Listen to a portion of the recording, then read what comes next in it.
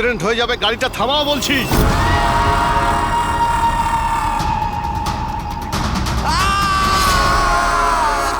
Uncle, আমার সাথে খেলো না, খুব মজা হবে। বিনীত, গাড়ি থামাও, সাইডে দাঁড় করাও।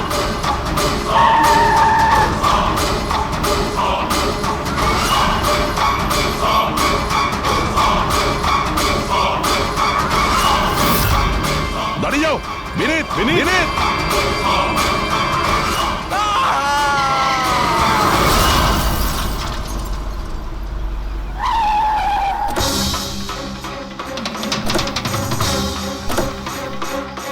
বিনীত। ও নো, এ তো মারা গেছে। স্মেল আসছে।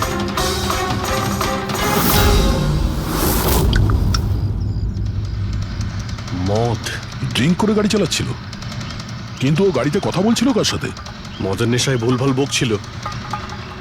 মদ খেলে তো এটাই হয়, অ্যাক্সিডেন্ট। আপনি তো আমাকে কথা দিয়েছিলেন না যে বিনীতের কিছু হবে না, তো এটা কি হয়ে গেল? দেখুন ম্যাডাম, যদি ওনার অন্য কোনো দের হাত থেকে প্রাণ সংশয় থাকতো, আমরা ওনাকে নিশ্চয়ই বাঁচাতাম।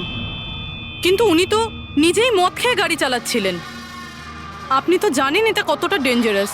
না, ওনার প্রাণ ওনার নিজের জন্য যায়নি, বরং তাদের জন্য গেছে যারাও এতদিন ধরে ওকে বিরক্ত করছিল। কারা? সকাল সন্ধে ঘুমিয়ে জেগে সব সময় ওকে বিরক্ত করত। উনি এতটাই চিন্তিত হয়ে গিয়েছিলেন যে উনি নিজের বিজনেসেও পুরোপুরি নজর দিতে পারছিলেন না। কোন লোকের কথা বলছেন আপনি? একটু পরিষ্কার করে বলুন। ম্যাম, বিনীতের মৃত্যু আমাদের সামনে হয়েছে, আর ওই সময় ও ছাড়া গাড়িতে কেউ ছিল না। তাহলে ওর মৃত্যুর দোষ আপনি অন্য কারোর ঘাড়ে চাপাচ্ছেন কেন? কারণ ওনার খুন হয়েছে। মার্ডার, এটা মার্ডার। মার্ডার হয়েছে? আপনি আপনি কি জানেন কারা করেছে এটা? আত্মারা। হতে পারে আপনারা ওই আত্মাটাকে দেখতে পাননি, কিন্তু বিনীত ওদের পরিষ্কার ভাবে দেখতে পেত। সিআইডিরা আত্মাটাত্মায় বিশ্বাস করে না। আপনিও মানতেন স্যার, যদি আপনি 2 সপ্তাহ আগের ঘটনাটা দেখে থাকতেন। লীলা, ওঠো ওঠো লীলা, লীলা ওঠো। বিনীত, বিনীত,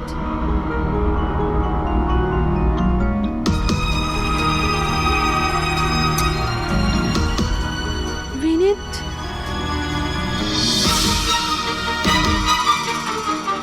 বিনীত, কি হয়েছে বিনীত? ওই দেখো, আলমারির ওপরে। কি আছে ওখানে বিনীত? লীলা, আলমারির উপরে কেউ আমাকে দেখছে, আমাকে শুতে দিচ্ছে না। বিনীত, ওখানে কিচ্ছু নেই, কিচ্ছু নেই। তুমি না নিশ্চয়ই কোনো খারাপ স্বপ্ন দেখেছো। চলো শোবে চলো। আমি কোনো স্বপ্ন দেখিনি। ওই দেখো, এখনো দেখছে আমাকে। তুমি কেন দেখতে পাচ্ছ না? বিনীত, ওখানে কিচ্ছু নেই। তোমার শরীর ঠিক নেই বিনীত, চলো তুমি এসে শুয়ে পড়ো। চলো, কিচ্ছু নেই বিনীত। তুমি না খারাপ স্বপ্ন দেখেছো, তার জন্য এরকম হচ্ছে। সরি সরি, আমাকে ক্ষমা করে দাও প্লিজ। 1 মিনিট। আর এই বিনীত কি কারণে ক্ষমা চাইছিল? এটা তো আমিও জানি না স্যার। বিনীত কাজ কি করতো?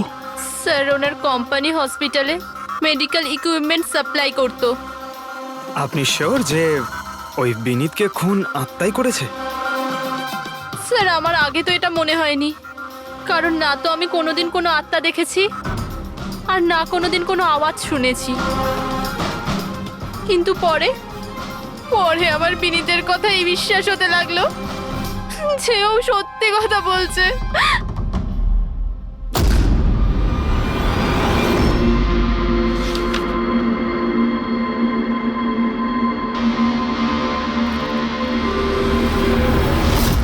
হ্যাঁ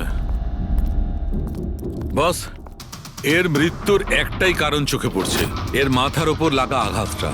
যেটা অ্যাক্সিডেন্টের কারণে লেগেছে। ঠিক তো ডক্টর সালুকে? আর কোনো কারণ নেই তো? হ্যাঁ, দয়া ভিসারা স্যাম্পলকে চেক করা এখনো বাকি আছে, কিন্তু প্রাইমা ফেসি তো এটাই বলছে মৃত্যুর কারণ অ্যাক্সিডেন্ট। আর বস, এর রক্তের মধ্যে আমি অ্যালকোহল অনেকটা বেশি মাত্রায় পেয়েছি।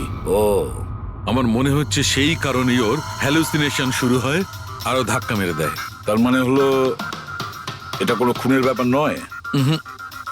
আমরা চাইলেই ওদের বডিটা ফেরত দিয়ে দিতে পারি। যদি কোনো ডাউট থাকে সেটা ভিসারা স্যাম্পল থেকে জানা যেতে পারে। কি জানি স্যার, আমার কেমন যেন মনে হচ্ছে যে এই কেস অতটা সোজা নয়। কারণ আমরা যখন লীলাকে জিজ্ঞাসা করলাম যে এই বিনীত কার কাছে ক্ষমা চাইছিল, তখন কথাটা এড়িয়ে গেল। আমরাও কি শেষকৃত্যে যাব নাকি? ওখানে আত্মীয়রাও থাকবে, বন্ধুরাও থাকবে, অনেকেই থাকবে। যদি কিছু জানতে পারা যায়। যাও, নিশ্চয়ই যাবে ফিউরালে।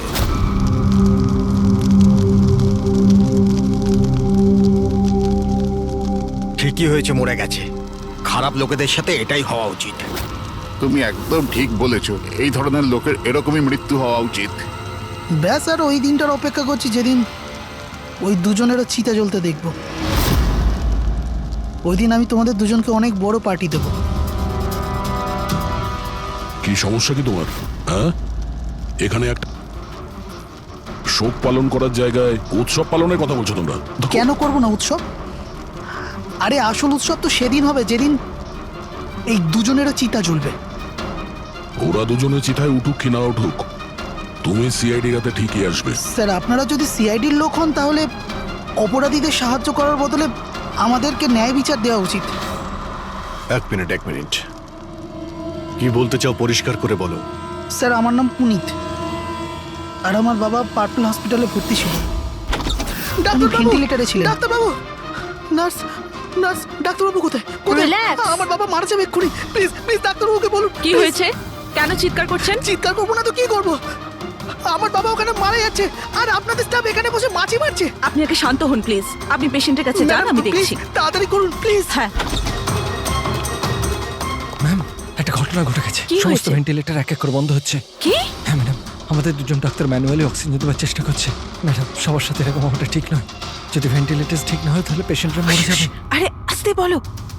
আরে এটা হসপিটালের রেপুটেশনের ব্যাপার। এটা যদি পেশেন্টের বাড়ির লোকেরা জানতে পারে না, তাহলে একটা ঝামেলা হয়ে যাবে।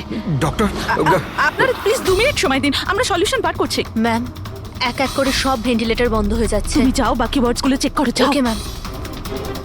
আরে ওই আমাদের সাপ্লায়ার বিনীতকে ফোন করো না, ওই সব কিছু ব্যবস্থা করে দেবে। প্লিজ টেনশন নেওয়ার কোনো ব্যাপার নেই। ডক্টর মেহেক, হচ্ছে কি এসব? স্যার ভেন্টিলেটর সব বন্ধ হয়ে গেছে স্যার। আপনারা প্লিজ শান্ত হন, আমি কথা বলছি। স্যার, এক এক করে সমস্ত ভেন্টিলেটর বন্ধ হয়ে যাচ্ছে স্যার। কি, এটা কিভাবে হতে পারে? তো কোনো হসপিটালে ফোন করো না, ওখান থেকে আনাও। আরে রাজা, ফোন লাগাও। আর মেহেক, একটা কাজ করো, এখানে যে টেকনিশিয়ান আছে ওকে ডাকো। রাজা, কি হলো তোমার? তুমি কি শুনতে পাচ্ছ না স্যার কি বললেন? আপনারা কি ডিসকাস করে টাইম ওয়েস্ট করছেন? আমার বাবা মারা যাবে ওখানে। আপনি প্লিজ একটু শান্ত হন, আমরা এক্ষুনি যাচ্ছি please. Ma'am, sir, ma'am, very bad news. 2টো পেশেন্টের জীবন চলে গেছে। 5টা পেশেন্ট খুব ক্রিটিক্যাল অবস্থায় আছে। স্যার, আজ আমাদের পরিবারের লোক আমাদের সাথে নেই। এর জন্য দায়ী শুধুমাত্র এই 3 জন লোক, বিনীত, মেহেক আর রাজা। আচ্ছা, এই বিনীত তো ইকুইপমেন্ট সাপ্লাই করতো, তাই না? হ্যাঁ স্যার। আর বাকি দুজন? স্যার, যেদিন এই ঘটনাটা ঘটেছিল সেদিন মেহেক ডক্টর ইনচার্জ ছিল, আর রাজা হসপিটালে অ্যাডমিন সামলাতো। আচ্ছা, এনারা দুজনই কি শুধু হসপিটাল থেকে এসেছেন নাকি ওখান থেকে আরো অনেকে এসেছেন? এসছে স্যার, ওই হেড নার্স পরিণীতা, ওই শেখর যে মেনটেন্যান্সে ছিল, আর উনি ডক্টর কেদার, এই হসপিটালের মালিক। ঠিক আছে, এখন শান্ত হয়ে যাও। আমরা এই মামলার গভীরে যাব। যদি তোমার বাবার সঙ্গে কোনো অন্যায় হয় তো ন্যায় বিচার তুমি নিশ্চয়ই পাবে।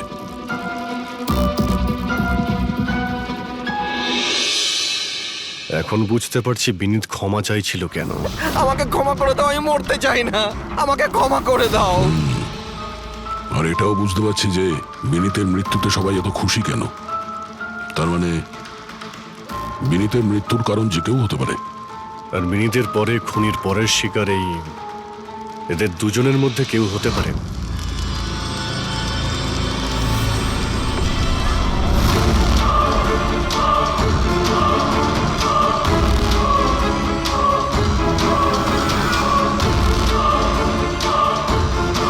আমাকে ক্ষমা করে দাও। তুমি আমাকে কেন মরতে দিলে? আমার পিছু নিও না।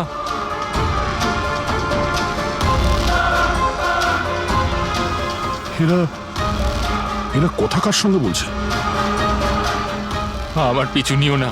আর সেই কাল্পনিক লোকগুলোর সঙ্গে যার সঙ্গে বিনীত কথা বলছিল। চাইলে তুমি আমাকে বাঁচাতে পারতে, কেন মরতে দিলে আমাকে? এবার তুমিও মরার জন্য তৈরি হয়ে যাও। আর এই মহিলারও একই কেস মনে হচ্ছে। ছাড়, ছাড় আমায়, ছাড় আমায়, আগুনের দিকে টানিস না। আমার কোনো দোষ নেই এতে। ছাড়, ছাড়, ছাড়, এই ছাড় আমায়, ছাড় এই। আমায়, ছাড়, ছাড়, টানিস না আমায় আগুনের দিকে, ছাড়। আরে কি করছো নাকি? আরে, কি করছো? এদিকে এসো। আরে তুমি কি করছিলে? হ্যাঁ, আমি একটু ডিস্টার্ব আছি, এতে আপনারা কি করবেন? আমার ডিস্টারবেন্সের সাথে আমায় নিজেকেই লড়তে হবে। তুমি এদিকে এসো, একটু দূরে দাঁড়াও, ওই দিকটায় যাও। তাহলে অনেক লোক আছে যারা বিনীতের মৃত্যু সংবাদ শুনে আনন্দিত, হ্যাঁ? হ্যাঁ স্যার, আর এখন ওরা মেহেকার রাজার মৃত্যুর খবর শুনতে চাইছে। রাজা আর মাহাকের ব্যবহারটাও খুব একটা নর্মাল লাগছিল না স্যার, অনেকটা ভয়ে ভয়ে ছিল স্যার, বিনীতের মতো। স্যার, ভিসারের স্যাম্পলের রিপোর্ট চলে এসেছে। গুড। কোনো গন্ডগোল আছে? হ্যাঁ, একজন সাধারণ মানুষের রক্ত যতটা লাল হয়, বিনীতের রক্ত তার থেকে অনেক বেশি লাল ছিল।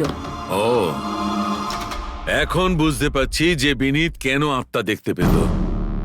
কেন স্যার?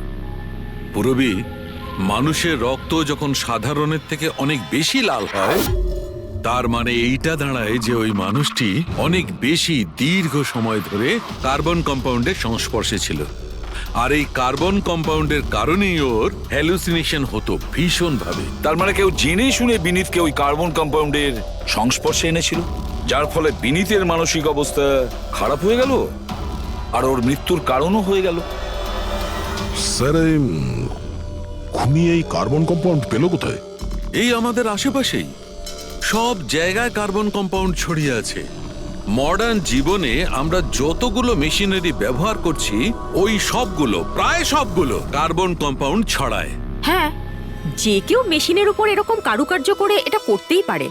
তার মানে বিনীত গাড়িতে বসার আগে এরকম কোনো কেমিক্যালের সংস্পর্শে এসেছিল, যার জন্য ওর এইসব হ্যালুসিনেশন এইসব হচ্ছিল স্যার। ঠিক কথা বস। গাড়িটার এক্সস্ট সিস্টেমটা চেক করতে হবে। গন্ডগোলটা ওখানেই হয়েছে।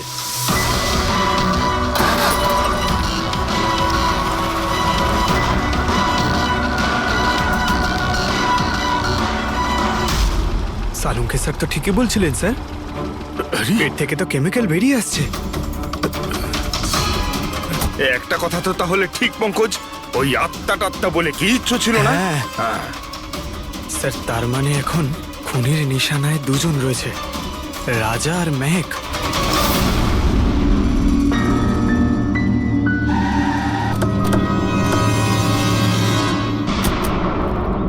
শ্মশানে রাজার ব্যবহারটা খুব একটা ঠিক ছিল না, এখনো ওর মানসিক অবস্থা ঠিক নয়। আরে স্যার, দরজা তো খোলা। আচ্ছা, খুনি রাজার কাছে পৌঁছে যায়নি তো? এসব কি হচ্ছে? ক্যান্ডেলস,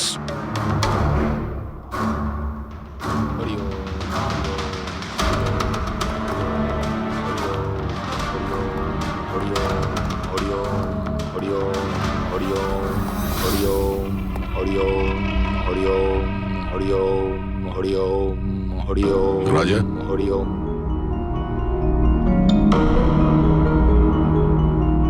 এখন ঠিক আছো? কারা আপনারা? সিআইডি। বিনীতের শেষকৃত্যে দেখা হয়েছিল আমাদের। তুমি আগুনে ঝাঁপাতে যাচ্ছিলে, আমরা তোমাকে আটকেছিলাম, মনে আছে? ঝাঁপ দিতে যাচ্ছিলে, আমরা তোমাকে। এবার আপনাদের আমাকে আটকানোর বা বাঁচানোর কোনো দরকার নেই। যতক্ষণ বিনীতের খুনি ধরা না পড়বে, তোমারও প্রাণের সংশয় আছে। আচ্ছা, একদম ঠিকঠাক বলো, ওই 12 জন রোগীর মৃত্যু কি তোমার গাফিলতিতে হয়েছিল? খবরদার বলছি, আমার ওপর এরকম নোংরা আর মিথ্যা অপবাদ দেবেন না। আমি নির্দোষ, আমার জন্য কেউ মরেনি। শান্ত হও, শান্ত হও। রাজাকে অনেক কষ্টে শান্ত করেছি, ওকে ডাকাবেন না। আপনি কে? আমার নাম শ্লোক। আমি রাজাকে এই খারাপ সময় থেকে বার করে আনবার চেষ্টা করছি। ও, তার মানে আপনি সাইকিয়াট্রিস্ট? সাইকিয়াট্রিস্ট নয়, সাইকি, মিডিয়াম। এই জগৎ আর অন্য জগতের সঙ্গে একটা সেতু ভেবে নাও। অন্য জগৎ? অন্য আবার কোন জগৎ?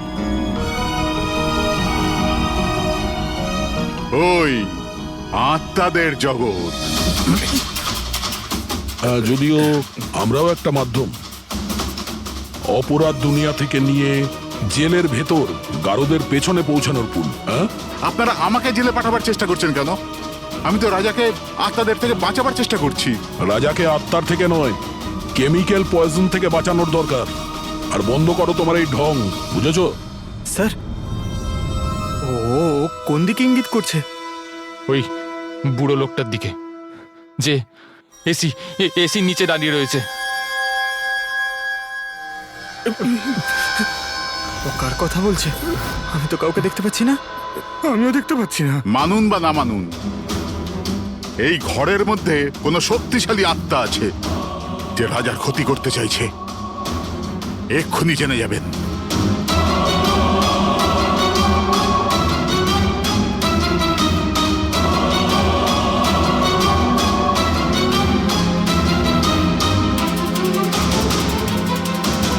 মিটার দিয়ে আত্মা দেখা যাবে?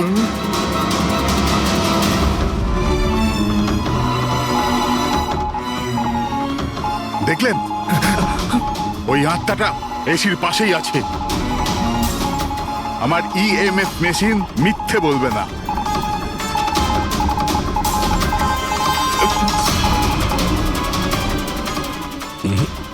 তবে আমাদের ওই মিটার ভুল হতে পারে না, বুঝলে ফ্রেডি? মনে হচ্ছে রাজার ও কার্বন কম্পাউন্ডের অ্যাকশন ওর গাড়ির থেকেই হয়েছে। একটা কাজ করো, এই মিটারটা নিয়ে যাও, ওর গাড়িটা চেক করো। ফ্রেডি। পঙ্কজ, তাহলে বলো, তুমি বিনীতের ফিউরিনালে কি দেখেছো? আমি কাউকে দেখিনি, আমি কিছু দেখিনি। মিথ্যা কথা বলো না। যদি কিছু দেখেই না থাকো তাহলে পালালে কেন? আমি মিথ্যে বলছি না, আমি সত্যি কাউকে দেখিনি। আচ্ছা, হাসপাতালে যে 12 জন মারা গিয়েছিল সেটা কি তোমার গাফিলতির জন্যই হয়েছিল? আমার গাফিলতিতে? দেখুন, আমার দ্বারা যতটা সম্ভব আমি সব চেষ্টা করেছি। আমি ডাক্তার কেদারের সঙ্গে কথা বলেছিলাম, কিন্তু উনি তো কোনো অ্যাকশনই নিলেন না। তাহলে আমি আর কি করতে পারি? আচ্ছা, তার মানে হলো এটা ডক্টর কেদারের ভুল। ওনার থেকেও তো বেশি দোষ ছিল ওই রাজা। ওর একবার দেখা উচিত ছিল যে ভেন্টিলেটরস গুলো কাজ করছে কি না, ওগুলো সময় মতো সার্ভিসিং হচ্ছে কি না। তাহলে কি দোষী রাজা? রাজা আর বিনীত দুজনেই। বিনীতেরও ভেন্টিলেটর সাপ্লাই করার আগে দেখে নেওয়া উচিত ছিল যে ওগুলো ঠিকঠাক কাজ করছে কি না। কতগুলো জীবন নির্ভর করছিল ওই ভেন্টিলেটরস গুলোর উপরে।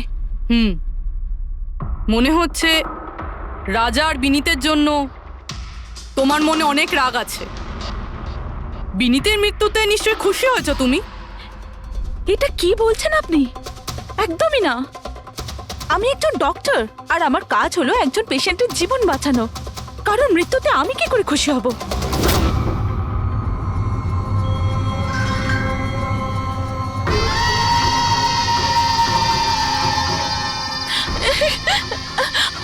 আবার এসে গেছে, আবার এসে গেছে।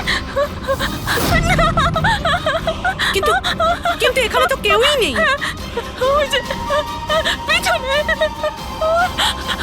আরে এখানে কেউই নেই। দেখো, তুমি ভয় পেও না। যতক্ষণ আমি আছি তোমার কিছু হবে না, ঠিক আছে?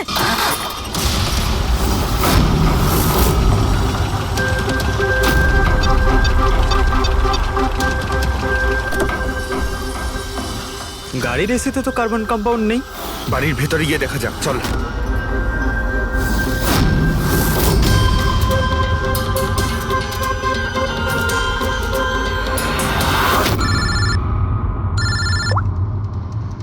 হ্যাঁ পূর্বী, মেহকের বাড়িতে কোনো কেমিক্যাল পাওয়া যায়নি? ঠিক আছে? যতক্ষণ ওই খুনি ধরা না পড়ে ততক্ষণ তুমি ওর সঙ্গেই থাকো, ঠিক আছে? স্যার হ্যাঁ, কার্বন কম্পাউন্ড এখানে কোথাও নেই। কোথাও কোনো কেমিক্যাল পাওয়া যাবে না। বিজ্ঞানের জগৎ আর কেমিক্যালের জগতের বাইরেও আর একটা জগৎ আছে, মানুন অথবা না মানুন। চুপ, মুখ বন্ধ। যতক্ষণ বলতে না বলবো মুখ খুলবে না। রাজাবাবু, আপনার ভয়ের কোনো কারণ নেই, আমরা আছি এখানে। যতক্ষণ না ওই খুনি ধরা পড়বে সিআইডি আপনার সঙ্গেই আছে। আমার সিআইডির দরকার নেই, ইনি রয়েছেন না আমার সুরক্ষা করার জন্য। আরে এটা কিভাবে সম্ভব? না রাজার বাড়িতে কেমিক্যাল পাওয়া গেছে আর না মেহেকের বাড়িতে পাওয়া গেছে, এটা কি করে সম্ভব? স্যার, আমরা রাজার বাড়িটাকে ভালো করে চেক করেছি, এক একটা কোণা দেখেছি, ওই গাড়িটাও চেক করেছি, কোথাও কিছু পাওয়া যায়নি। হ্যাঁ, কিন্তু দয়া, যদি কোনো কেমিক্যাল ব্যবহারই না হয়ে থাকে তাহলে রাজা আর মেহেকের হ্যালোজুলেশন হলো কি করে? কোনো তো একটা কারণ থাকবে। আর স্যার, যেভাবে বিনীতের কারের এসিতে কেমিক্যালের ব্যবহার করা হয়েছে, এটা কোনো আনপ্রফেশনাল কেউ করেছে বলে আমার মনে হয় না। একটা কাজ করা যাক, যারা মারা গেছে তাদের বাড়িতে দেখো, হয়তো কেউ থাকতে পারে যে কেমিক্যালের বিষয়ে খুব ভালো করে জানে, বা কেউ কেমিক্যালের এক্সপার্ট। আর হ্যাঁ, হসপিটালের ওই স্টাফকে ডাকো। চিফ নার্স যে আছে না, হেড নার্স পরিণীতা, আর হেড টেকনিশিয়ান শেখর, আর মালিক কেদার, তিনজনকেই ডাকো। স্যার, দেখা যাক।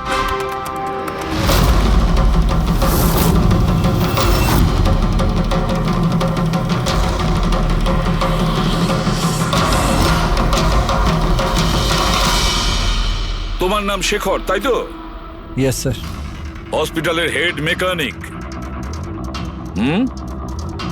Main technician. তার মানে হসপিটালে যদি কোনো মেশিনে প্রবলেম হলে সবার প্রথমে তোমার কাছে খবর আসে। হ্যাঁ স্যার, ঠিক। তাহলে হসপিটালের ভেন্টিলেটর খারাপ ছিল সেটা তুমি জানতে না? স্যার, প্রথম থেকে জানতাম। তাহলে কেন কিছু করনি? কাউকে কিছু বলনি কেন? হ্যাঁ স্যার, এতে আমার কোনো দোষ নেই। তাহলে কার ভুল ছিল? স্যার, আমি প্রথমেই মেহেককে ভেন্টিলেটরের ব্যাপারে বলেছিলাম যে ভেন্টিলেটরসে প্রবলেম আছে আর যে কোনো সময় খারাপ হতে পারে। এটা তুমি ভেন্টিলেটর বন্ধ হওয়ার আগেই জানিয়েছিলে? ইয়েস স্যার, এক সপ্তাহ আগে। ম্যাম, আমি আপনাকে একটা নোটিশ পাঠিয়েছিলাম, ওয়ার্ডের ভেন্টিলেটরগুলো ঠিকমতো কাজ করছে না। ও, আমি তোমার চিঠিটা পড়েছি শেখর, তুমি টেনশন নিও না, আমি কিছু একটা করছি। কিন্তু ম্যাম, ব্যাপারটা খুব আর্জেন্ট। হ্যাঁ হ্যাঁ, আমি জানি। ডক্টর মেহেক, ইয়েস ম্যাম আপনাকে অ্যাকাউন্টস ডিপার্টমেন্টে এক্ষুনি রেখেছে। ও হ্যাঁ, আসছি। ডোন্ট ওয়ারি শেখর, আমি নিশ্চয়ই কিছু ব্যবস্থা নেব, পাক্কা। কিন্তু স্যার, উনি আমার কথাটা সিরিয়াসলি নিলেন না। হ্যাঁ, মেহেক ভেন্টিলেটরস খারাপ হওয়ার সময় পেশেন্টদের বাঁচানোর খুব চেষ্টা করেছিল, কিন্তু রাজা স্যার এত ঘাবড়ে গেলেন যে কিছু করতেই পারলেন না। শেখর বাবু, তুমি কতটা সত্যি বলছো আর কতটা মিথ্যে সেটা তো আমরা জেনেই নেব। স্যার, মেহেকের কোনো ভুল ছিল না, ও ভেন্টিলেটর খারাপ হওয়ার কথা আমাকে প্রথমেই বলে দিয়েছিল। তারপর আপনি কি করলেন? স্যার, আমি হসপিটালের অ্যাডমিন হেডকে বলে দিয়েছিলাম, রাজাকে, কারণ হসপিটালের যতগুলো মেশিন আছে সেগুলো দেখাশোনার দায়িত্ব অ্যাডমিন হেডেরই। তাহলে এই সমস্ত কিছু আপনি রাজাকে বললেন আর আপনার দায়িত্ব শেষ হয়ে গেল।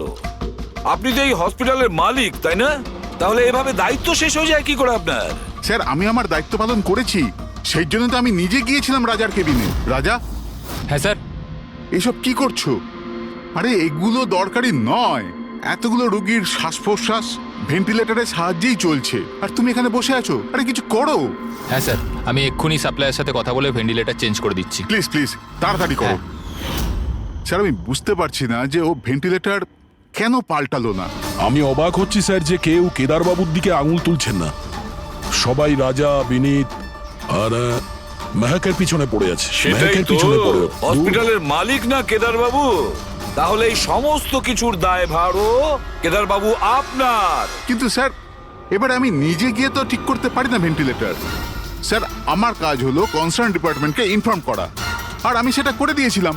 বরং আমি বিনীতের সঙ্গে নিজে কথা বলেছিলাম, আমি ওকে বলে দিয়েছিলাম যে যদি এগুলো রিপেয়ার করা যায় তো রিপেয়ার করুক, না হলে চেঞ্জ করে দিক, কিন্তু কোনো অ্যাকশনই নিল না। এ কোনো অ্যাকশন নেয়নি, সে কোনো অ্যাকশন নেয়নি, আপনি কি অ্যাকশন নিয়েছিলেন? আর দোষ দিচ্ছেন বিনীতকে, যে কিনা মারা গেছে, বা রাজার, যে উত্তর দেওয়ার পরিস্থিতিতে নেই। স্যার, যেটা সত্যি ছিল ওটা আমি আপনাদের বলে দিলাম, সেটা এবার মানবেন কি মানবেন না স্যার আপনাদের ব্যাপার। পরিণীতা, স্যার। হসপিটালের হেড নার্স। তাহলে তুমি হসপিটালের ব্যাপারে নিশ্চয়ই সবকিছু জানো। হ্যাঁ স্যার। তাহলে এবার সত্যি করে বলো, এই যা কিছু হয়েছে কার গাফিলতির কারণে হয়েছে? তাড়াতাড়ি বলো। হ্যাঁ স্যার, বলছি। আমার সাথে বিশ্বাসঘাতকতা করার চেষ্টা করো না রাজা। আর হ্যাঁ, যদি মেশিনে কোনো ফিজিক্যাল ড্যামেজ থাকে তাহলে সেটা ওয়ারেন্টিতে আসে না। যদি তোমার নতুন ভেন্টিলেটর চাই তাহলে তোমাকে পুরো কস্ট পে করতে হবে, বুঝেছো? আমি তোমার থেকে বাজে লোক আজ অব্দি আমার জীবনে দেখিনি। এবার থেকে না তো আমাদের হসপিটাল তোমার থেকে কিছু কিনবে, না তো শহরের আর কোনো হসপিটাল। শোনো, এসব হুমকি অন্য কাউকে দেবে। তুমি জানো না আমি কে, যা করার করে নাও।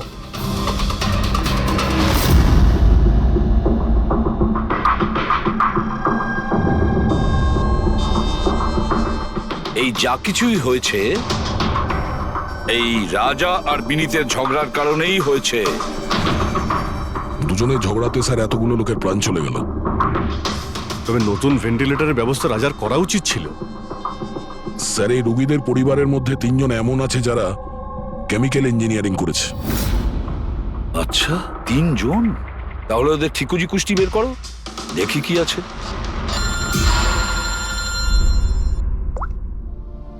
Hello ACP Pradyuman. হোয়াট? ঠিক আছে, আমরা এক্ষুনি পৌঁছচ্ছি। কি হয়েছে স্যার? রাজা মারা গেছে।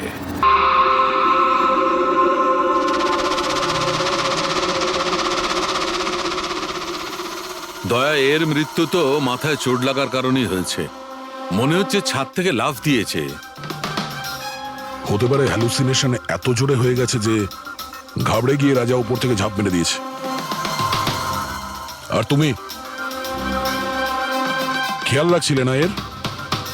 এই খেয়াল রেখেছো তুমি? হ্যাঁ স্যার, রাজা তো একদম শান্ত হয়ে শুয়ে পড়েছিল। আমি কি করে জানবো যে হঠাৎ করে উঠে পড়বে আর আত্মহত্যা করে ফেলবে? যখন এটা হয়েছিল তুমি কোথায় ছিলে? হ্যাঁ স্যার, আমি অন্য ঘরে শুয়েছিলাম। তখনই আমি রাজার জোরে জোরে চিৎকার শুনলাম। আমি আত্মাদের সহ্য করতে পারছি না, আমার নিস্তার চাই, মুক্তি চাই। আর যতক্ষণ আমি ওর কাছে পৌঁছবো ততক্ষণ ও ছাদ থেকে পড়ে গেছে। বাহ, কি অদ্ভুত ব্যাপার। রাজাকে একলা রেখে তুমি নাকে তেল দিয়ে ঘুমোচ্ছিলে? হ্যাঁ, আমি তো মনস্থির করেই ছিলাম ঘুমোবো না। কে জানে কিভাবে ঘুমিয়ে পড়লাম। নিশ্চয়ই আমাকে ওই আত্মাগুলোই ঘুম পাড়িয়ে দিয়েছিল। আপনি এটা দেখুন স্যার, মিটারের রিডিং কত বেড়ে গেছে। আমারও কিন্তু একটু ক্লান্তি ভাব লাগছে স্যার। আর দ্বিতীয়বার যদি আমাকে এই মিটার দেখিয়ে দিস না তাহলে মনে রাখিস। দয়া, 1 মিনিট ভাই, একটু মিটারটা দেখি। এই নিন। এই মিটারটা আমি রাখছি। হ্যাঁ, আমি ফেরত দিয়ে দেবো পরে। ঠিক আছে স্যার, কিন্তু দিয়ে দেবেন? হ্যাঁ, দিয়ে দেবো। বরং এখন তুমি বাড়ি গিয়ে একটু আরাম করো। ক্লান্ত হয়ে গেছো, একটু দুর্বলও লাগছে। হ্যাঁ হ্যাঁ স্যার। ঠিক মতো ঘুমও হয়নি। যাও আরাম করো। এটা কি ডক্টর সালুকে? ওকে যেতে দিলেন আর এই মিটারটা রেখে দিলেন? দয়া, এই যে মিটারটা না, এটা খুব কাজের জিনিস।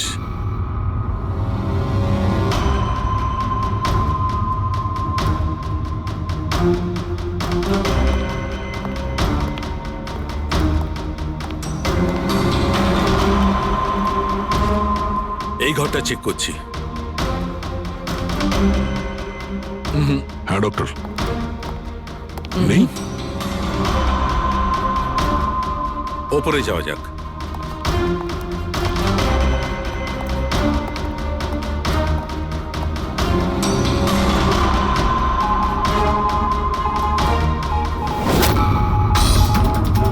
আরে সালুঙ্কে স্যার, সাবধানে। এই নিডলটা তো একেবারে জঙ্গলি ঘোড়ার মতো দৌড়চ্ছে। মাই গড, আমরা এখানে এইভাবে দাঁড়িয়ে থাকতে পারি না দয়া। আমাদের প্রোটেক্টিভ পোশাক পরতে হবে। Protective gears? ওটা কি কারণে ডক্টর? আরে দয়া, আমাদের সুরক্ষার জন্য।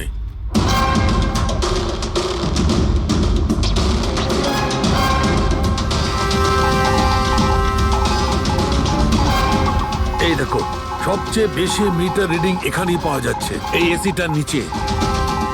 মনে স্যার ওই পঙ্কজ, খবরদার যদি আত্মার নাম নিয়েছো।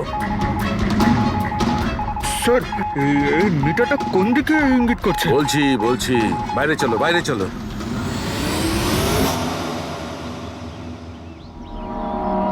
দেখেছো দয়া, এটা হচ্ছে ইএমএফ, ইলেকট্রোম্যাগনেটিক ফিল্ড ডিটেক্ট করে এটা। ইলেকট্রোম্যাগনেটিক ফিল্ডস এগুলো তো আজকাল সব ইলেকট্রিক অ্যাপ্লায়েন্সের মধ্যে হয় ডক্টর, টিভি, ফ্রিজ এর একদম মধ্যে। ঠিক দা, কিন্তু ওই অ্যাপ্লায়েন্স গুলোর ইএমএফ হিডেন থাকে, লুকোনো থাকে, যাতে মানুষের উপর খারাপ প্রভাব না পড়ে। কি খারাপ প্রভাব? এইটার কারণে লোকেদের নশিয়া হতে পারে, ঘুম না হতে পারে, মন খারাপ হতে পারে।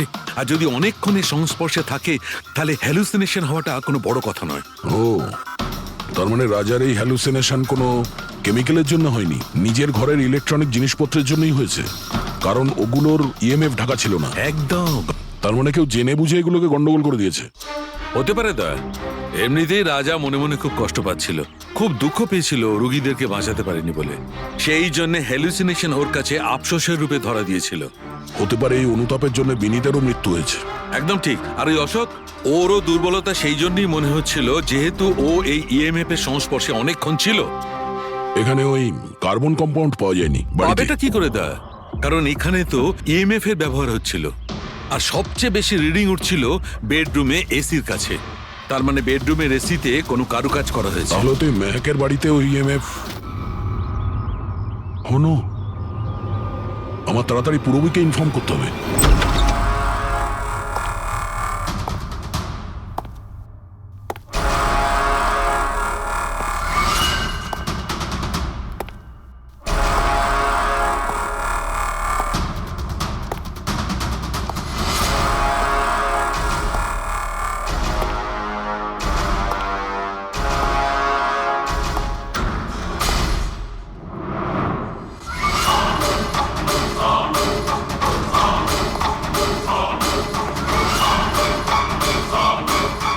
আমাকে একবার মেরে শান্তি হয়নি তোমার? আমাকে আবার মারতে এসেছো?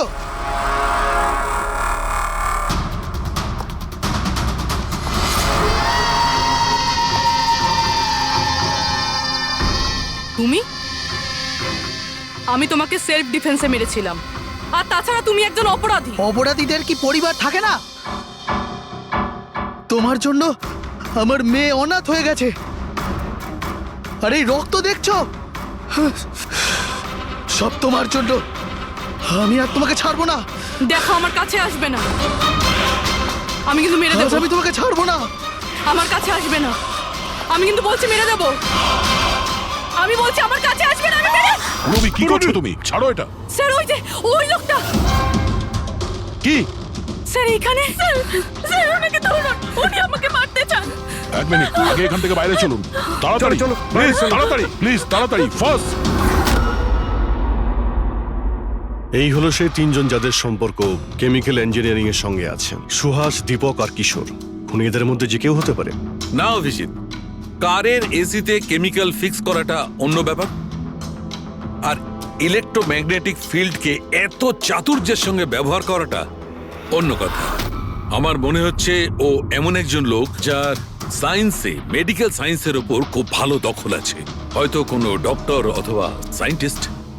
যেই করুক, সে ইলেকট্রোম্যাগনেটিক ফিল্ড ভালো মতন ব্যবহার করেছে, যাতে মেহেক আর রাজা ওরা দুজনেই যাতে ইএমএফ এর সংস্পর্শে থাকে।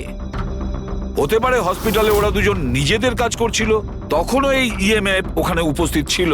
তাহলে স্যার, হতে পারে হসপিটালের কোনো মেশিনের সাথেও গন্ডগোল করা হয়েছে। নিশ্চয়ই দয়া, নিশ্চয়ই।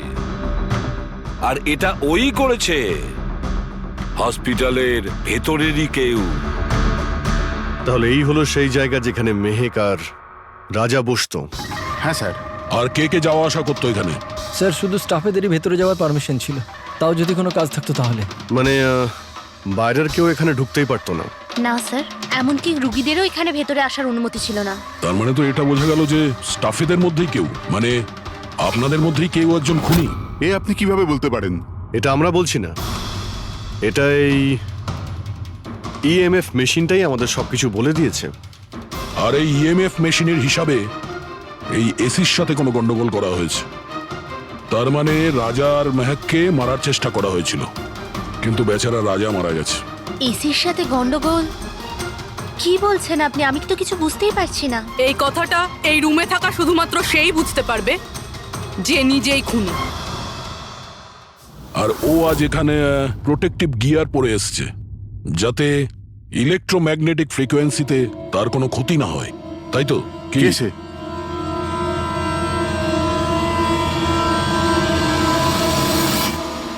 এদিকে এসো।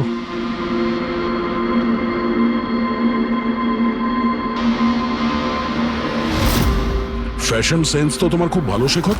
জামা কাপড়ের ভেতরে এই সুরক্ষা কবচ। দেখো, তোমার সমস্ত প্ল্যান আমরা জেনে ফেলেছি, তোমার ব্যাপারে সমস্ত খোঁজ খবর নিয়েছি। তুমি এখানকার এমন একজন টেকনিশিয়ান যে এসির সঙ্গে কোনো গন্ডগোল করতে পারে। এখন তাড়াতাড়ি বলো, কেন করেছো তুমি এসব? আমি করেছি এসব। আর কি ভুল করেছি আমি যদি মেহেক, বিনীতা, রাজার ওপর অভিযোগ লাগিয়েছি তো? এদের জন্য 12টা পেশেন্টের মৃত্যু হয়েছে, যেটা আমি দেখতে পারিনি। তারপর আমি ভাবলাম যে এদের এরকমই মৃত্যু দেওয়ার প্রয়োজন আছে, যেভাবে 12টা পেশেন্ট মারা গেছে। সেই জন্য আমি EMF আর কার্বন কম্পাউন্ডের বিষ ব্যবহার করেছি ওদের মারার জন্যে, যাতে এদেরকে এমন মৃত্যু দিতে পারি, মৃত্যু নয়, একটা ভয়ঙ্কর মৃত্যু। আর এটাই আমার ন্যায় বিচার। শাস্তি দেওয়ার অধিকার শুধুমাত্র আইনের আছে, অন্য কারো নয়, বুঝেছো? তুমি জানতে যে এই কেমিক্যাল ব্যবহার করলে ওদের হ্যালুসিনেশন হবে। ওই মারা যাওয়া রোগীগুলো ওরা সামনে দেখতে পাবে, যার জন্য ও পাগল হয়ে যাবে, তাই তো? কিন্তু আমি আমার লক্ষ্য পূরণ করতে পেরেছি। যেরকম মৃত্যু আমি চেয়েছিলাম দিতে, সেরকমই মৃত্যু বিনীতা, রাজাকে আমি দিয়েছি। কিন্তু দুঃখের ব্যাপার, মেহেককে আপনারা শেষ মুহূর্তে বাঁচিয়ে নিলেন। সফল তো তুমি তখন হতে যদি তুমি কোনো অপরাধ না করে ওদেরকে শাস্তি দিতে। তোমার আর ওদের মধ্যে কি পার্থক্য রইল? এখন তুমিও একজন খুনি, তবে তুমি কি শাস্তি পাবে সেটা এখন আদালত ঠিক করবে।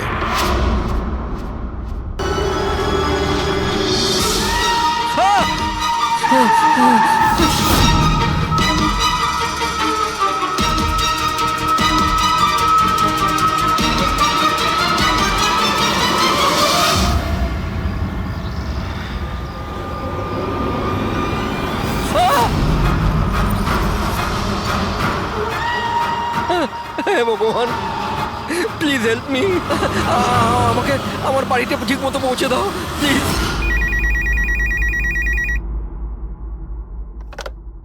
Hello, CID bureau. Hello ma'am, ma'am please আমাকে হেল্প করুন।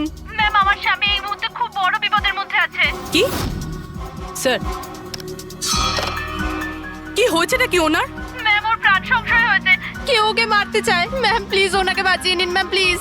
উনি কি এখন আপনার সঙ্গেই আছেন? না ম্যাম, ম্যাম এই মুহূর্তে উনি ওনার গাড়িতে আছেন, ওই সাব স্ট্যান্ড রোডের পাশে পুরনো যে পোস্ট অফিস আছে ওখানে। আচ্ছা শুনুন ম্যাম, দেখুন আমাদের দুজন অফিসার ওই এরিয়াতেই আছে। আপনি আপনার গাড়ির ডিটেলসটা বলুন। হোয়াইট ব্যাস্টার আছে আর গাড়ির নাম্বার হলো 2536। ম্যাম ওনাকে আপনি বাঁচিয়ে তো নেবেন ম্যাম। আপনি চিন্তা করবেন না, আপনার হাজবেন্ডের কিচ্ছু হবে না, ওকে? প্রবীর, অভিজিৎকে ফোন করো আর ওকে গাড়ির ডিটেলসটা দিয়ে দাও। ওকে বলো যে ব্যাপারটা আর্জেন্ট।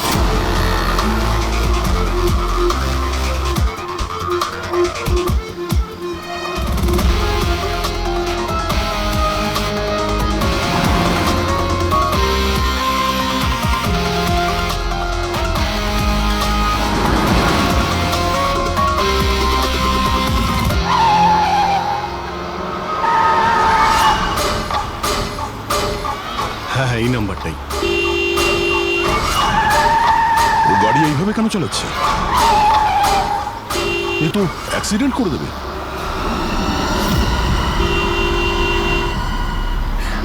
আমাকে ক্ষমা করে দাও, আমাকে ক্ষমা করে দাও, আমি মরতে চাই না, আমাকে ক্ষমা করে দাও। কার সঙ্গে এই কথা বলছে? গাড়িতে তো কেউই নেই। আরে বিনীত, কার সঙ্গে কথা বলছো? গাড়িতে তো কেউ নেই। হয়ে গেছে তোমরা তোমরা দেখতে পাচ্ছ না এতগুলো লোক আমাকে ডাকছে? করছে কি? আমাকে ক্ষমা করে দাও, আমি মরতে চাই পাগল না। হয়ে গেছে মনে হচ্ছে। বিনীত, বিনীত, বিনীত, তোমার